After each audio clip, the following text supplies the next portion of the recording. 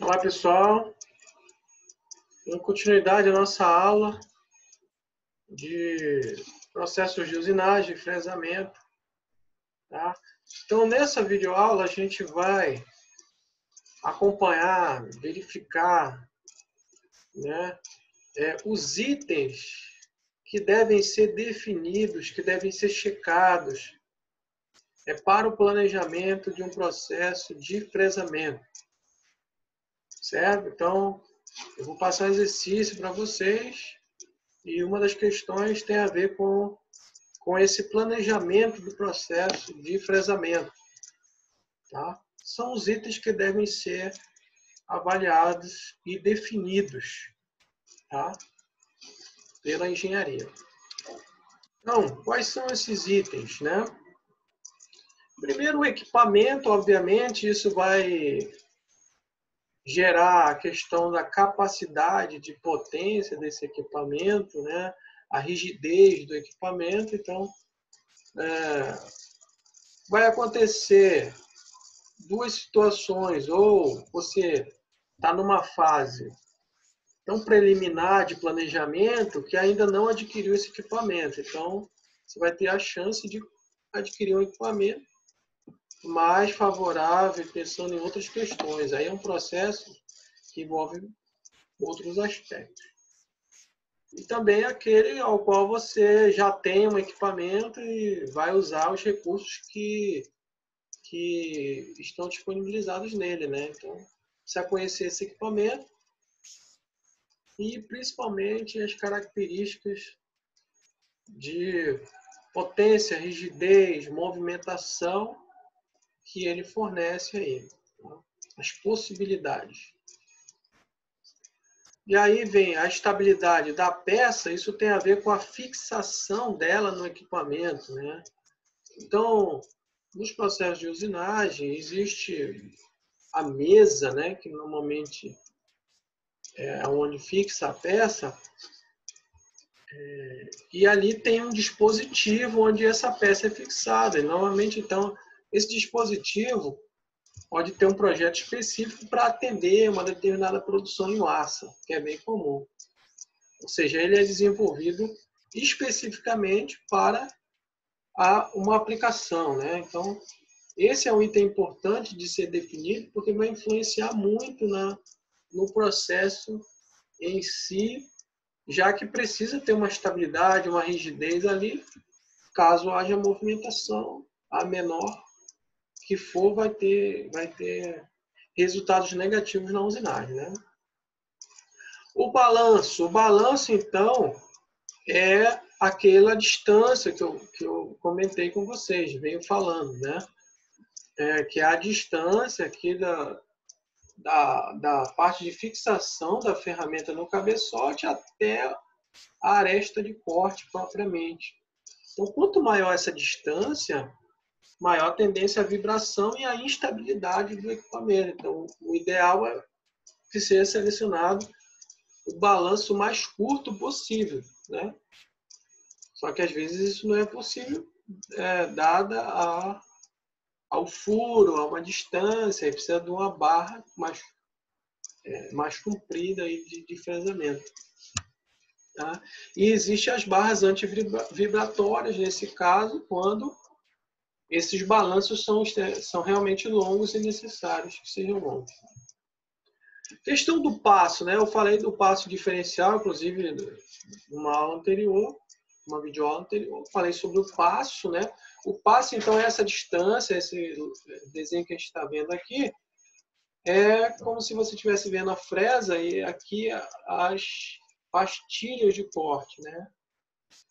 Então, veja que uma configuração aqui aparentemente irregular, e isso às vezes é necessário, né?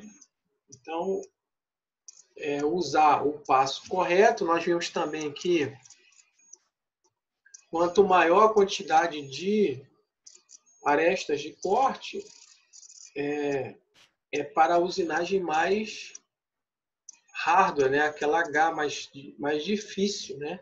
Que é quando eu tiro altas taxas de material ou eu estou usinando um material muito, muito duro. Então, eu utilizo mais arestas de corte. Com maior quantidade de arestas de corte, maior a tendência à vibração, porque eu tenho mais arestas cortando ao mesmo tempo. E isso cria uma tendência maior à vibração.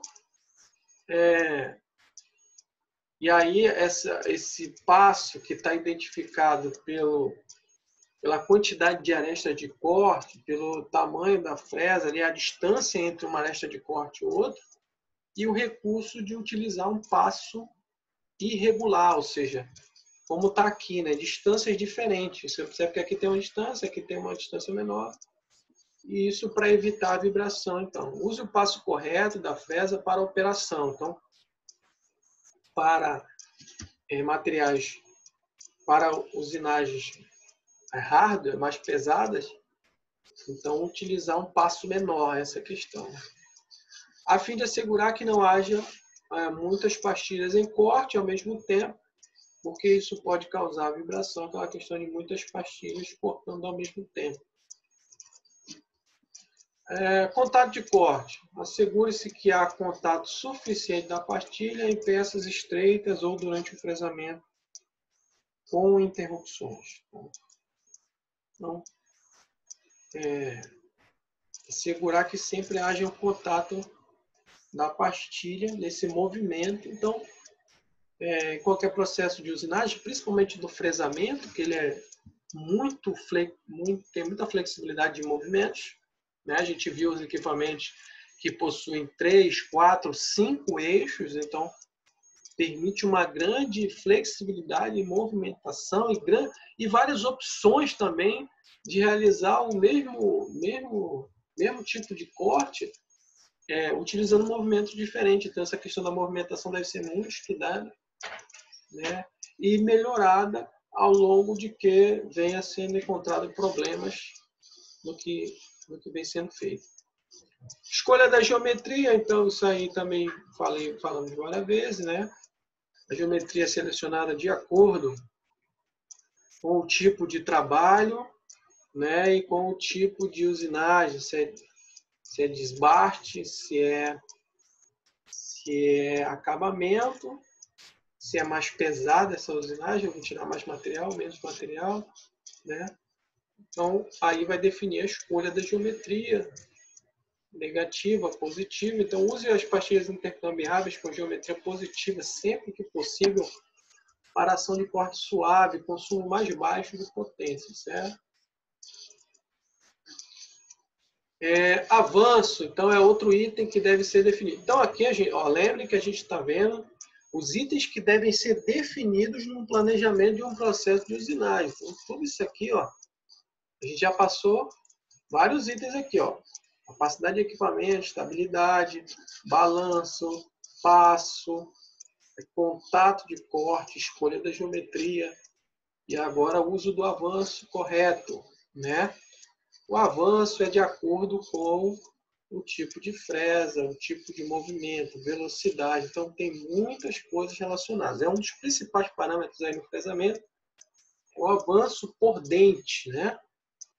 O avanço por dente, porque ele vai definir vários aspectos. Certifique-se de que o avanço por pastilha seja correto para alcançar uma ação de corte adequada para a espessura máxima dos cavacos recomendada, né? Então, a gente viu algumas equações que, em relação na relação avanço por dente e espessura do cavaco, certo? Na verdade, todos os parâmetros de corte devem ser definidos nesse momento, tá? A questão de definir o avanço, usar avanço correto, aqui a gente pode entender como a definição de parâmetros, velocidade de corte, avanço, profundidade, etc., devem ser definidos aqui. Então, vamos chamar esse item de parâmetros de corte.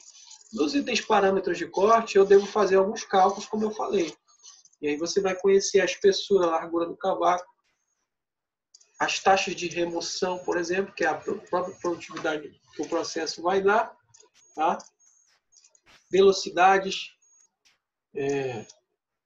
de avanço, que é o caso aí por dente, e velocidade de corte, de rotação da fresa. Direção de corte, use o fresamento concordante sempre que possível. Então, analisando a movimentação da ferramenta, analise se ela está fazendo um fresamento concordante ou discordante. Nós vimos as duas opções. Então, o corte é mais suave com o movimento concordante, que é esse aqui, ó.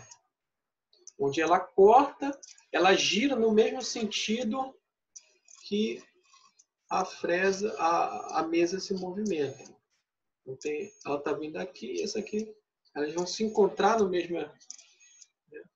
Então, o corte começa numa espessura maior e vai diminuindo, né? Consideração da peça, material e configuração da peça também demanda qualidade na superfície originada. Então, o que quer dizer isso aqui?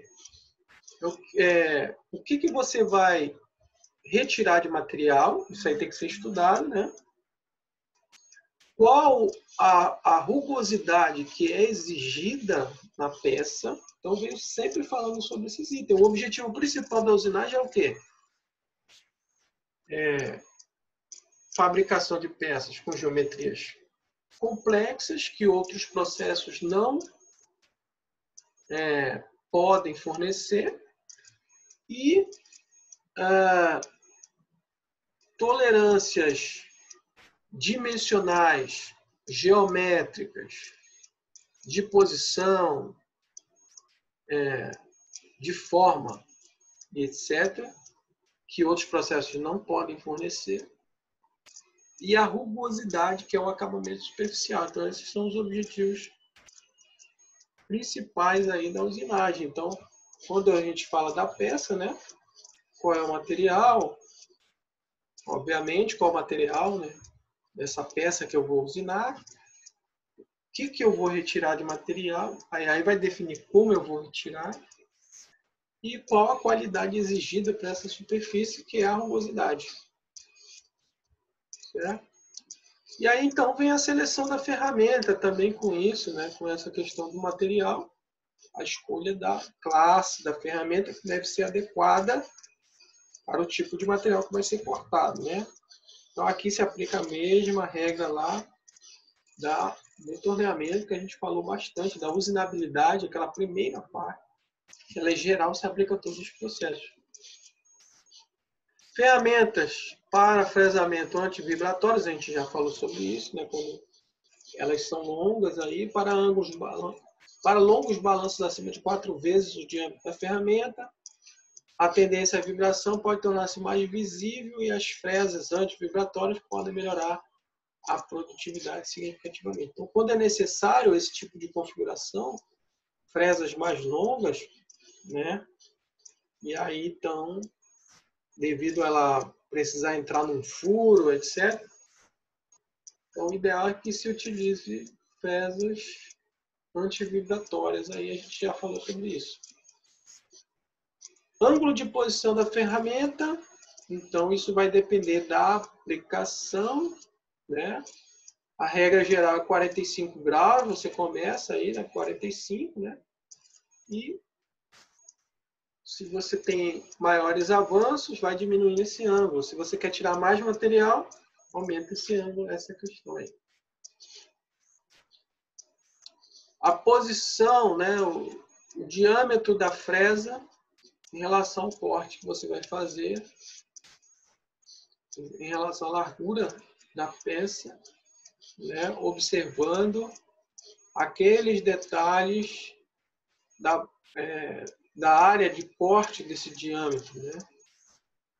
Então, né, o ideal é ser maior do que 20% e menor do que 80%. Né? Então, maior do que 20%, menor do que 80% a área de corte. Então, nunca deixar 100% do diâmetro da fresa cortando. Né?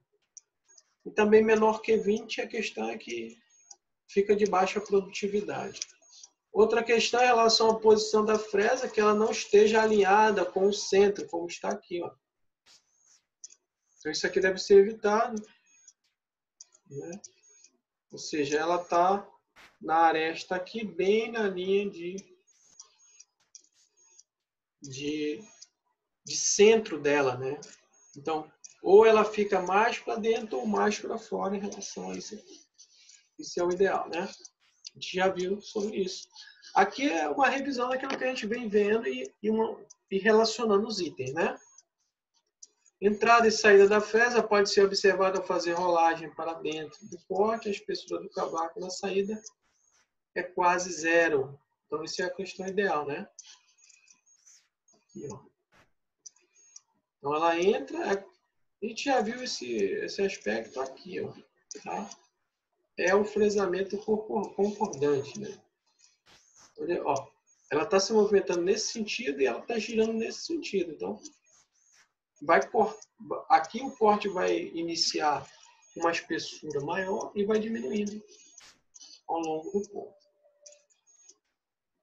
Então, isso aqui deve ser evitado também. Ela está bem no centro da peça, né? Refrigeração.